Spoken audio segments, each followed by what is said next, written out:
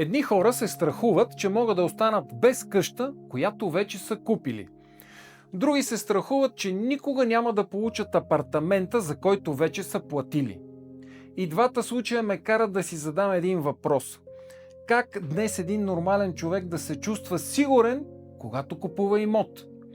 Последния месец слушам различни казуси на имотния пазар. От една страна са твърденията около комплекса на КУП и въпросите за законността на строителството. От друга страна са десетки семейства в Бургас, които твърдят, че са платили за жилища на зелено, а строежът на Ария 2 е спрял на Акт 14.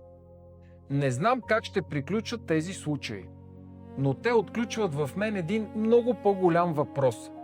Какво се случва с имотния пазар, когато хората започнат да губят доверие? Защото тук вече не говорим за един строител и един комплекс. Говорим за сигурността. Ако един човек е минал през всички процедури, получил е всички необходими документи, банката е направила своите проверки, институциите са издали нужните разрешения и за финал сделката е вписана, тогава каква точно е отговорността на обикновения купувач? Защото той не е архитект, не е служител в общината, не е прокурор, не е разследващ орган. Той разчита на системата. Разчита, че държавата е свършила своята работа и че когато институциите казват да, това означава да. Но ако години по-късно се окаже, че има проблем, защо цената трябва да бъде платена от човека, който е действал добросъвестно? И тук стигам до най-важният въпрос. Кой носи риска, когато системата се провали?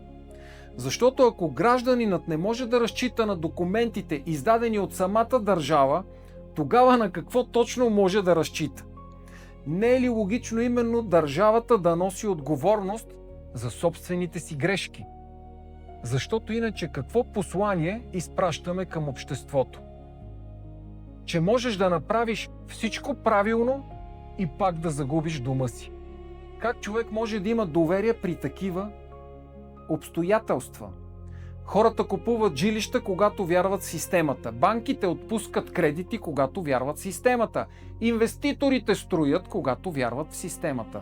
А когато доверието започва да изчезва, последствията никога не остават само в един комплекс или в един град.